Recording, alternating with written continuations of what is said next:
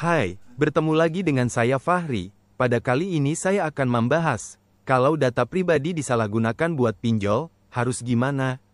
Dalam era digital, data pribadi menjadi salah satu aset paling berharga yang dimiliki seseorang.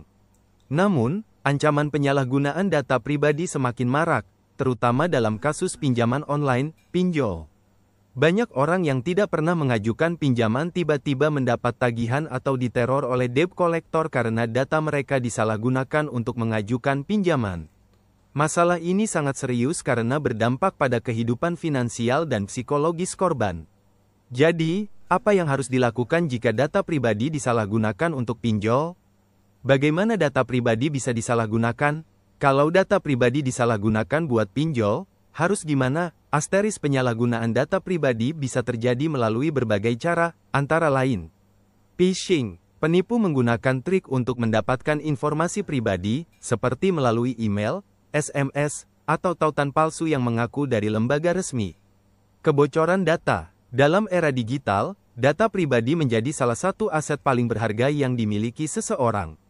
Namun, ancaman penyalahgunaan data pribadi semakin marak, terutama dalam kasus pinjaman online, pinjol.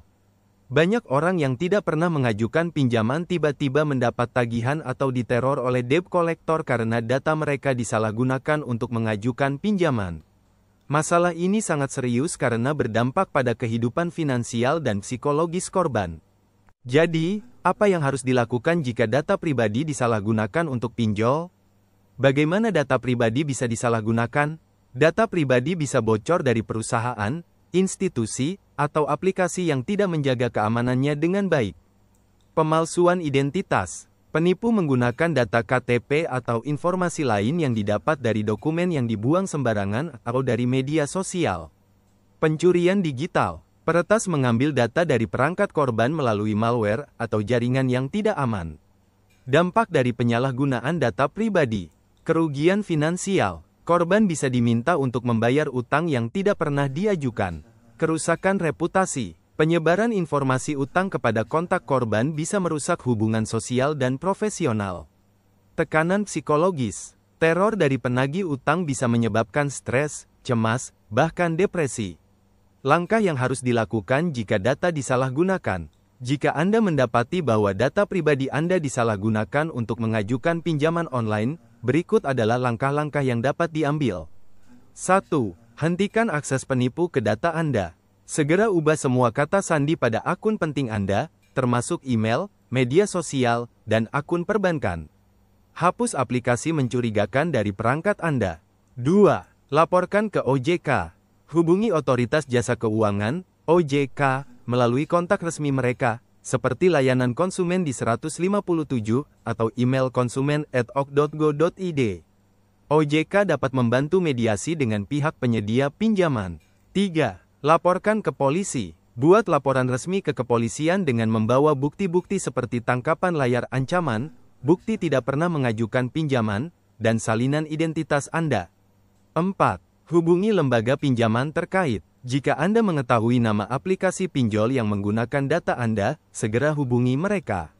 Jelaskan situasi Anda dan sertakan bukti bahwa Anda bukan peminjam.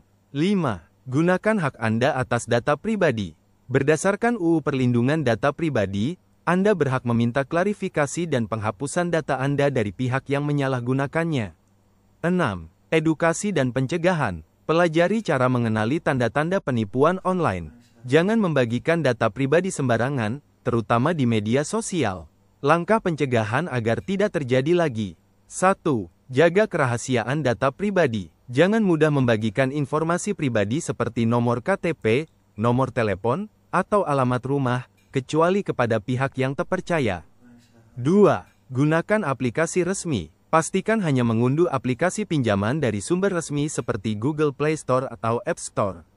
3. Periksa kebijakan privasi. Sebelum menggunakan layanan digital, baca kebijakan privasi untuk memahami bagaimana data Anda akan digunakan. 4. Pantau jejak digital Anda. Periksa secara berkala apakah data pribadi Anda muncul di situs web mencurigakan. Sebagai penutup, penyalahgunaan data pribadi untuk pinjaman online adalah masalah serius yang membutuhkan perhatian dari semua pihak, termasuk masyarakat, pemerintah, dan penyedia layanan. Sebagai individu, penting untuk meningkatkan kesadaran tentang keamanan data pribadi dan selalu berhati-hati dalam memberikan informasi kepada pihak lain.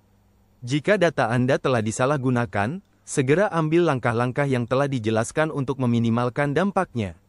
Dengan kerjasama dan kesadaran kolektif, kita bisa melindungi diri dari ancaman penyalahgunaan data di era digital ini.